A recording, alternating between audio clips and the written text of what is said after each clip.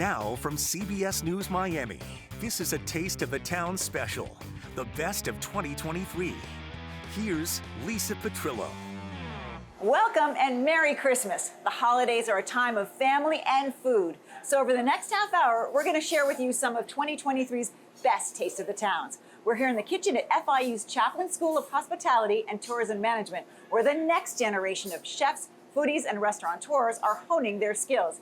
You might see some of them in the background over the course of this program. Okay then, let's get started. For our first two tastings, we showcase the melting pot of residents and restaurants that is South Florida. Chug's Diner is known for its contemporary twist on classic Cuban-American cuisine. But first, a sampling of the special dishes created by the mother and son team at Lorna's Caribbean and American Grill. Meet Lorna Westmoreland, the namesake behind Lorna's Caribbean and American Grill in Miami Gardens. First established in 2006, Lorna moved to this large contemporary space several years ago. She was born in Jamaica and raised in the Bahamas. The restaurant is all about serving up good vibes with authentic Caribbean food. Lorna is also all about her community. The people around us, they are so good to us. She cooks alongside her youngest son, Matari Bodhi, who she says has come a long way in the kitchen. It's wonderful. My son, he couldn't boil water. He couldn't boil water. And then he learned, I teach him and he watched what I was cooking and, he got so excited. She told me a little secret. She told me you couldn't boil water several years ago. I didn't know how to boil water. So now it wasn't my passion, it became my passion. Now I love it. The two also love giving back. During the pandemic, they teamed up with Hard Rock Stadium, that's just down the street, to feed people who were in need. We do a lot for the community. It's just something what we love to do.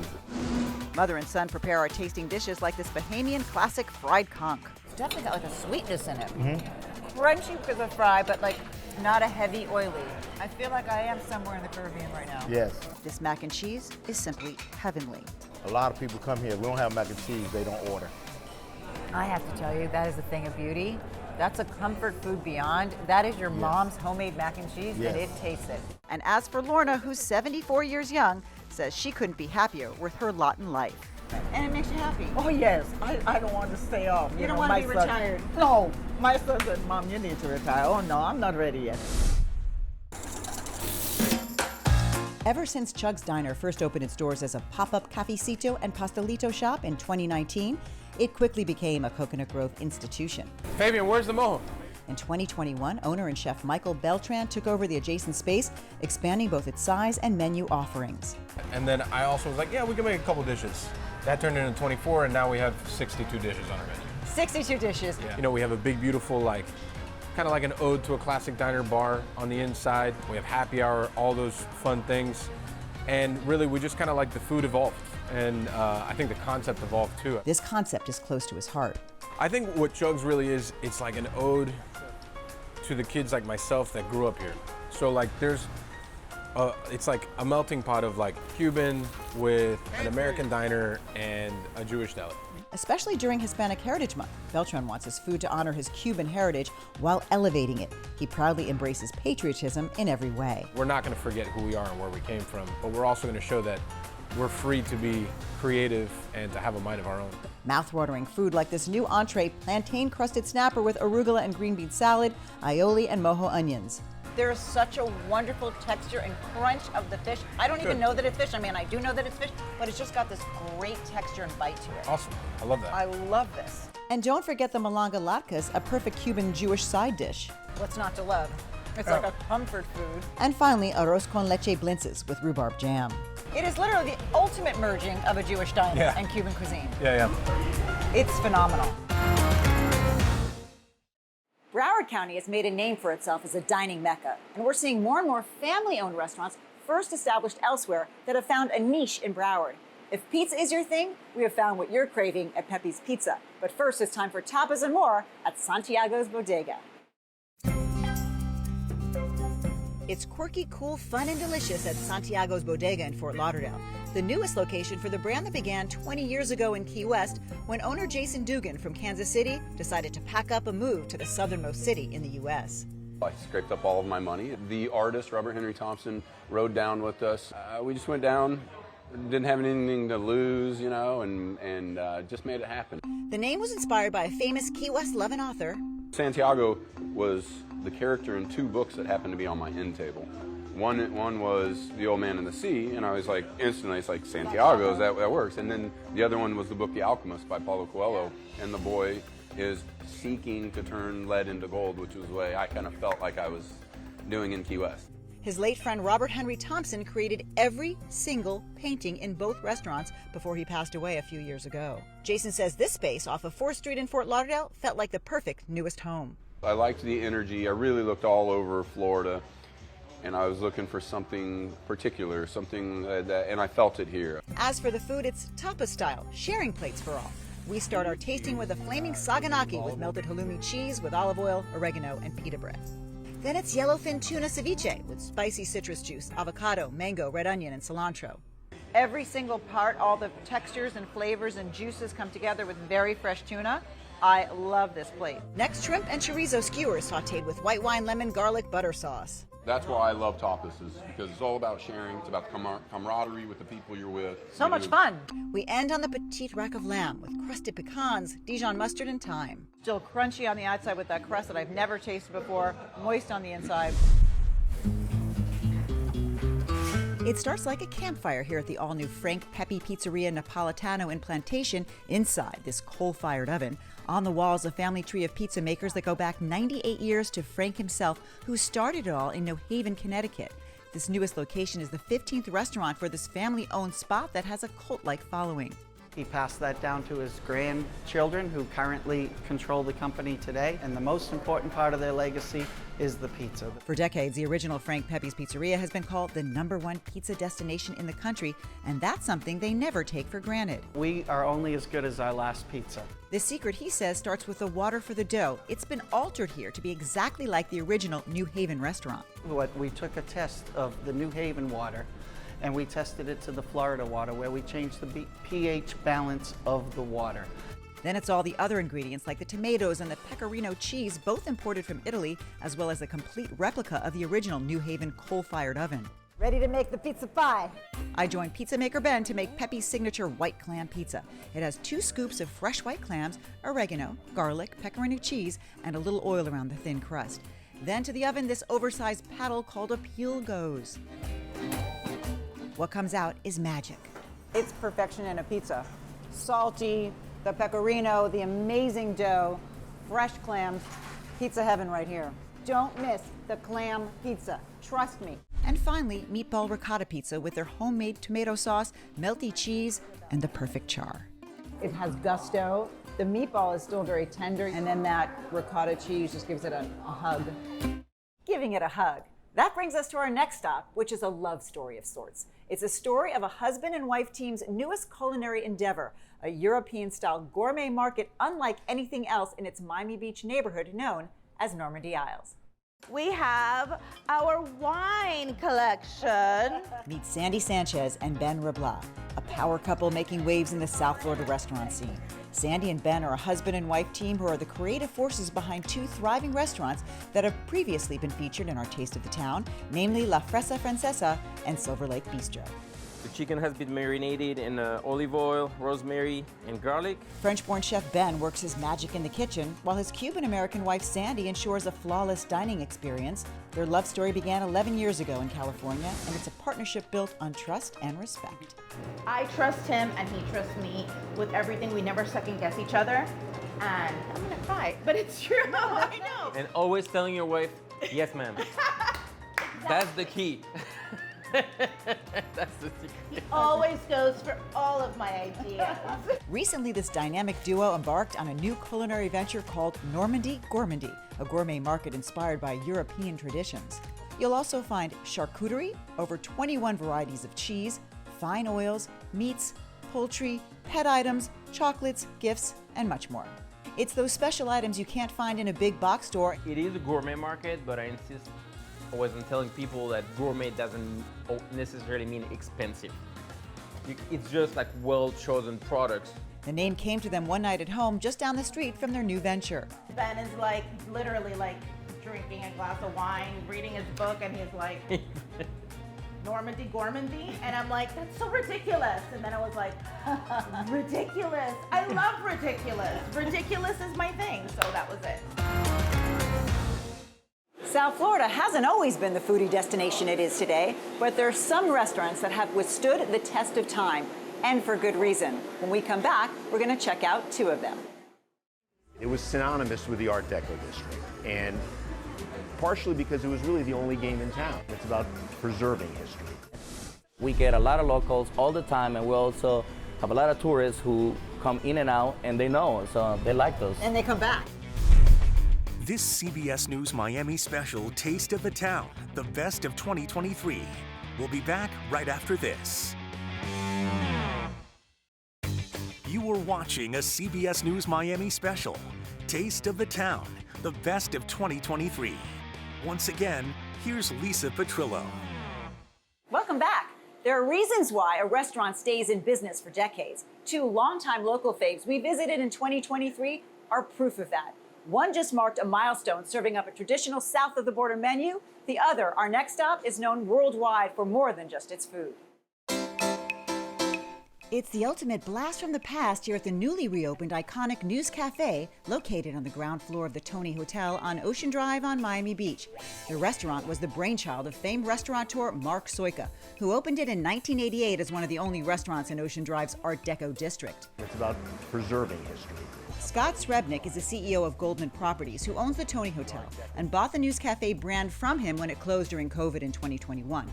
We wanted to be part of the solution of the next resurgence of Ocean Drive, and we wanted to do that by actually reclaiming its history. Walking through the freshened up yet familiar space honors its storied past. After all, it was the first restaurant on Miami Beach to be open 24 hours. It was synonymous with the Art Deco district. It's truly a step back in time with photo memories. I mean, I'm seeing history of Miami Beach right here. This was the 90s. Over there you have Don Johnson. Gianni Versace on the wall, right over here. Yes, News Cafe was a favorite of the designer and is marked in history as the last place Versace visited before he was killed on the steps of his home just down the street. He would come here, grab his newspaper, and then walk back to his mansion. The restaurant is operated by Vita and Estelio Restaurant Group, manned by corporate chef Alex Martinez, who prepares our tasting dishes with an American meets worldly menu. A lot of nostalgia, a lot of people getting nostalgic when they come here. Oh my gosh, I haven't been here in 20 years. Classic like Tony's tomato soup, served with a side of grilled cheese. Oh, it hits the spot. It's just like a warm hug, even on a hot day. As does the mouth-watering chicken parmigiana, where the melted cheese is served tableside. I mean, You nailed it. It's crispy, which is why that cheese comes on later. Melty, and then super tender on the inside. News Cafe, serving up history, headlines, and nostalgia 7 days a week for breakfast, lunch, and dinner. Sitting right at the entrance of Miami Beach's charming Española Way off Washington Avenue is a local spot known as O Mexico. Known to locals and to visitors alike since its earliest days as one of the island's first Mexican restaurants, the 154-seat eatery is celebrating its 25th anniversary this year. It means a lot. We feel that we get a lot of locals all the time, and we also have a lot of tourists who come in and out, and they know, so they like those. And they come back year after year. To celebrate the big 25th, O Mexico also received a complete makeover from top to bottom, inside and out. And here we are now with even great new dishes and new additions to the menu. Since its launch, the team has served between 60 and 80 orders of guacamole and classic margaritas daily for a total of close to 7 million each. A su salud. A su salud! And that signature guacamole earns its high praise. It's chunky, it has just this right amount of spice. The avocado speaks for itself. Next, taco birria. It's slow-braised short ribs, melted Mexican cheese, onion and cilantro on a soft corn or flour tortilla. This tastes authentic and really delicious. Spicy but not too much. Perfect blend right there. We try the crave-worthy street-style elote corn before moving on to the shareable molcajete bowl filled with chicken, shrimp, steak, veggies, and more in a tomatilla sauce. Dios mío! Everything goes with it, the shrimp, the chicken, and the steak into one yummy Mexican bowl. We end on another classic, sweet churros dipped in caramel, chocolate, or both. You had me at caramel and chocolate sauce. Viva la Mexico and viva this dessert. Delicioso. Delicioso. It's no secret celebrity chefs love opening up restaurants here, and local foodies love it too. So much so, it can be tough to get a reservation. We're singling out 2 of them. One where the innovative restaurateur upped the game at an eatery with amazing views, and another that brings out the father in the chef. It's like a photo book of food art with dish after dish here at Beauty and the Butcher in Coral Gables. Yeah, it's just getting nice and crispy.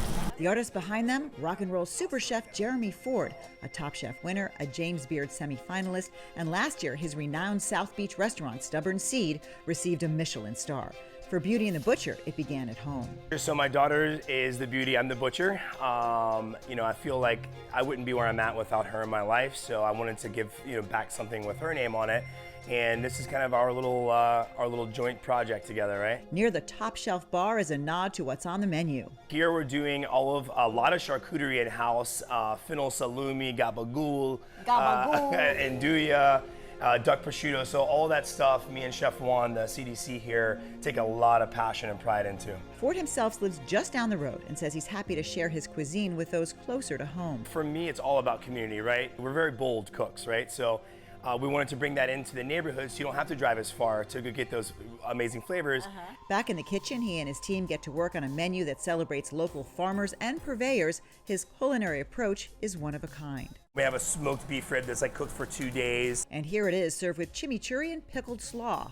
That's a labor of love right there. The crunch of the lettuce, the slaw on the outside with that really, really tender and juicy meat. Really something special, Chef. Really something special. And finally, a whole Florida suckling pig is in this one piece, served with spring vegetables. It's crunchy on the outside, like a chicharron almost, right? Yes, yes, you got it. Tender meat, and then, the flavors and the sauce. I feel like you really get me.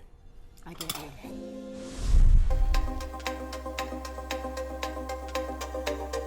What's old is new again at the all-new Noma Beach at Redfish inside Matheson Hammock Park in Coral Gables. It's now under the leadership of renowned chef Donatella Arpaia, who recreated what was formerly known as Redfish Grill with its breathtaking waterside views. Now it's an Italian-inspired coastal eatery. So this is a historical Coral Gables building. It's just beautiful and romantic, and I really feel like it's a beloved part of the community. Noma is an abbreviation of Donatella's twin toddler names, Noah and Emma. Chef Donatella, who's a fixture on many Food Network shows, came to Miami 5 years ago with her family and immediately called it home. A restaurant is a reflection of my home. Typical Italian mom at the end of the day. I'm inviting you to my home. Little ice wine. This intricately crafted raviolo is made with homemade pasta, ricotta cheese, egg, and black truffle, and it's truly mind-blowing. It's heaven. Thank I mean, you. that's as delicate and light. It's lovely. It's lovely. Onto the main lobster pappardelle with saffron butter sauce and fresh herbs. So, tender, delicious. Succulent. Succulent. There's a kick. There's a kick. A comfort food, but a little more stepped It's up. elevated. Yeah. Comfort, but elevated. Exactly. Donatella is most famous for her meatballs. In fact, the New York Food and Wine Festival dubbed her the Meatball Queen. I've been called worse. Oh, I'll own it. And it's really my mother's and grandmother's recipe. It's a very, very special meatball. I like your Italian accent. We end with chocolate cake with meringue and guava cheesecake, decadence and pure joy.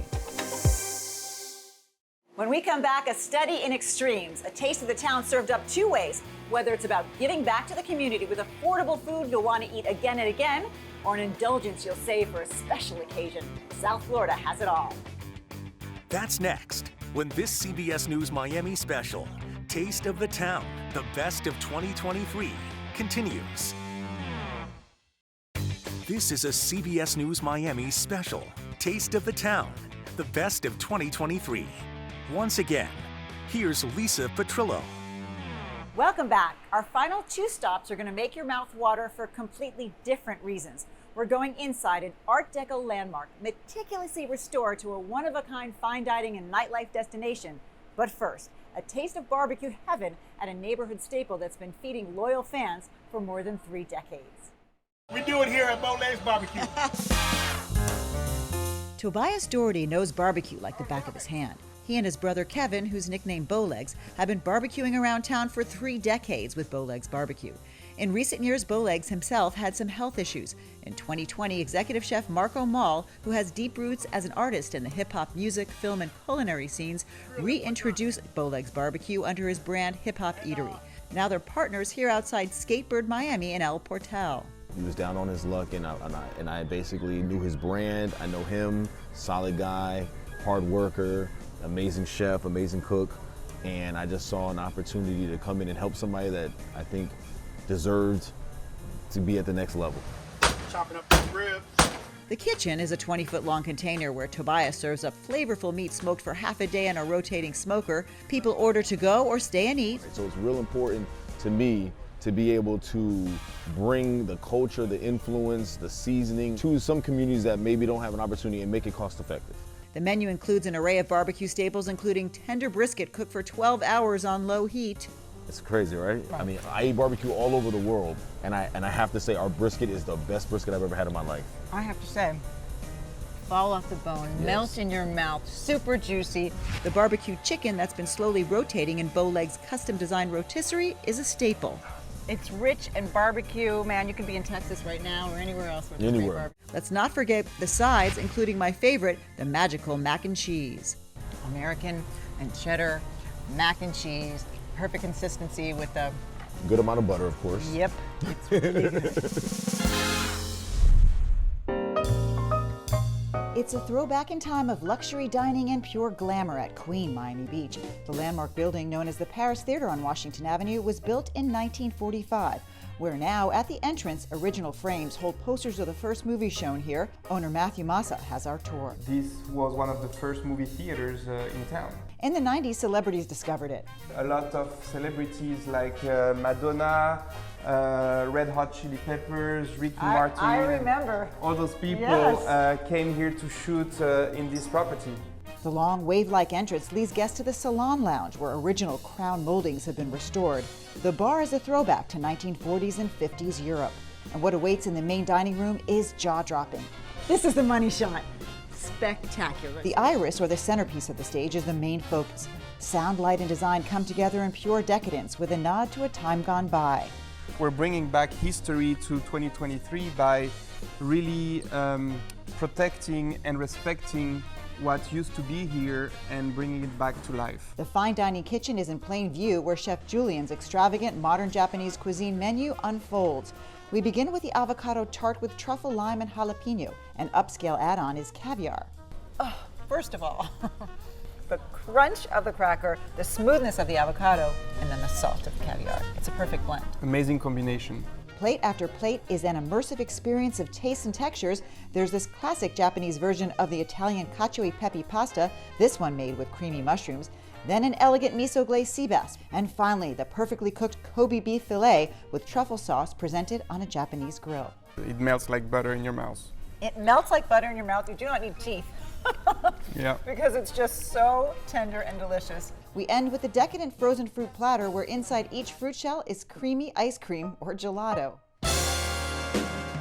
Well, that dessert was really over the top. I could not eat another bite. Well, you can check out my Taste of the Town profiles right here on CBS News Miami and the CBS News Miami stream, or you can head over to our website, cbsmiami.com/tasteofthetown. Well, I hope you enjoyed Taste of the Town, the best of 2023. I'm already putting together my list for next year because I can't wait to give you a taste of the town again in 2024.